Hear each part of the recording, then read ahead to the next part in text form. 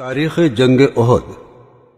جنگ بدر کی شکست قریش قبیلے کے لیے شرم کی بات تھی، اور ان کی شکست بھی بہت ہی شرمناک طریقے سے ہوئی تھی، اور وہ اس ہار کا بدلہ لینے کے لیے بے چین تھے۔ لیکن وہ پوری تیاری کے بعد ہی مدینے پر حملہ کرنا چاہتے تھے۔ ابو سفیان کی بیوی ہند اپنے باپ عتبہ، بھائی ولید اور چچا شیبہ کا بدلہ لینے کے لیے بھرپور تیاری کر رہی تھی۔ اس نے اپنے غلام وحشی کو اس شرط پر آزاد کرنے کا وعدہ کیا تھا کہ وہ حضرت حمزہ رضی اللہ تعالی عنہ کو قتل کر دے۔ وہ اسے اپنی نگرانی میں تیر اندازی کی مشق کرا رہی تھی۔ ٹھیک 1 سال کے بعد 11 مارچ سن 625 کو قریش 3000 لوگوں کی فوج لے کر مکہ سے مدینہ پر حملہ کرنے کے لیے روانہ ہوئے۔ ہر طرح کے جنگی ساز و سامان سے لیس اس فوج کی قیادت ابو سفیان کر رہا تھا۔ وہ لوگ مسلمانوں سے جنگ بدر کی شکست کا بدلہ لینے جا رہے تھے، جس میں ابو سفیان کی بیوی ہند بھی شامل تھی۔ جب اللہ کے نبی حضور صلی اللہ تعالی علیہ وسلم کو قریش کے ارادوں اور لشکر کی روانگی کی خبر ملی تو آپ صلی اللہ علیہ وسلم نے بھی تیاریاں شروع کر دیں اور جنگ کی حکمت عملی تیار کرنا شروع کر دیا۔ آپ صلی اللہ تعالی علیہ وسلم 1000 مسلمانوں کی فوج لے کر مدینہ سے روانہ ہوئے۔ دونوں فوجیں کوہ احد کے سامنے واقع وادی میں مد مقابل آئیں۔ یہ 23 مارچ سن 625 عیسوی کو ہفتے کا دن تھا، جب احد کی وادی میں اسلام کی دوسری بڑی جنگ تھی۔ نبی پاک صلی اللہ تعالی علیہ وسلم نے اپنے ساتھیوں کو حکم دیا کہ وہ خاموشی سے کفار کی فوج کا گھیراؤ کر لیں۔ اگلے دن مسلمان فوج نے صبح کو اپنی پوزیشن سنبھال لی، مگر ایک غیر متوقع صورتحال سامنے آئی۔ خزرج قبیلے کا سردار عبداللہ ابن ابی اپنے 300 سپاہی لے کر واپس مدینہ چلا گیا۔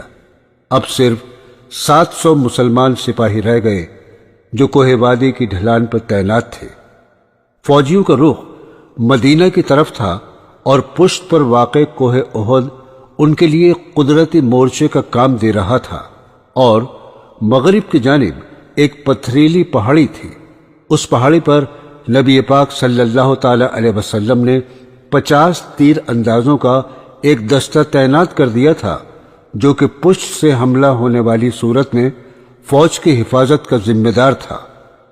یہ تھی وہ حکمت عملی جو اللہ کے رسول صلی اللہ تعالی علیہ وسلم نے اپنے سے کئی گنا بڑی فوج سے مقابلے کے لیے تیار کی تھی۔ تعداد میں بہت کم ہونے کے باوجود مسلمانوں نے پیش قدمی کی اور دشمن کو پیچھے ہٹنے پر مجبور کر دیا۔ ان کے پاؤں اکھڑتے ہی قریش حوصلہ ہار گئے اور ساری مکی فوج تتر بتر ہو کر بھاگنے لگی۔ مسلمانوں کے حوصلے بلند ہو گئے تھے، مگر جنگ ابھی ختم نہیں ہوئی تھی۔ فتح صرف 1 قدم کے فاصلے پر تھی، لیکن تیر اندازوں سے ایک غلطی ہو گئی۔ جو پتھریلی پہاڑی پر تعینات تھے وہ اپنی جگہ چھوڑ کر مال غنیمت لوٹنے میں لگ گئے، اور اسی کا موقع پا کر مکی فوج کا ایک دستہ جس کی قیادت خالد بن ولید کے پاس تھی، اس نے مسلمان فوج کی پشت سے حملہ کر دیا۔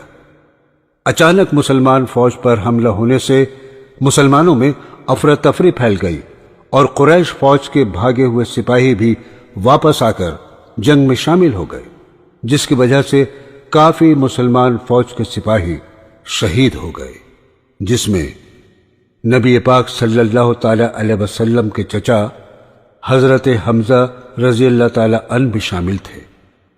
نبی پاک صلی اللہ تعالی علیہ وسلم خود بھی شدید زخمی ہو گئے تھے۔ اس کے باوجود مسلمان فوج نے ڈٹ کر دشمن فوج کا مقابلہ کیا۔ تبھی اچانک نبی پاک صلی اللہ تعالی علیہ وسلم کی شہادت کی افواہ پھیل گئی، جس سے مسلمان فوج کا حوصلہ ٹوٹ گیا اور وہ بھاگ کر ایک پہاڑی پر جمع ہو گئے۔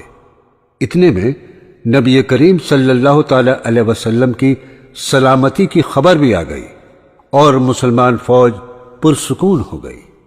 اس اتفاقی فتح نے کفار پر وحشت طاری کر دی۔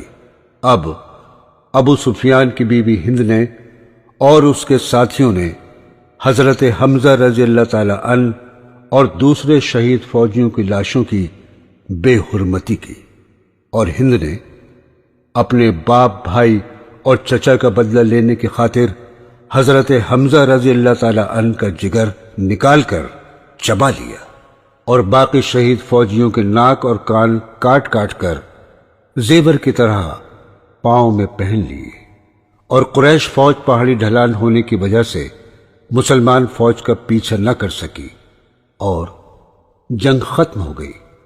ابو سفیان نے قریش فوج کی فتح کا اعلان کیا اور مکہ روانہ ہو گیا، اور یہ جنگ مسلمان ہار گئے تھے۔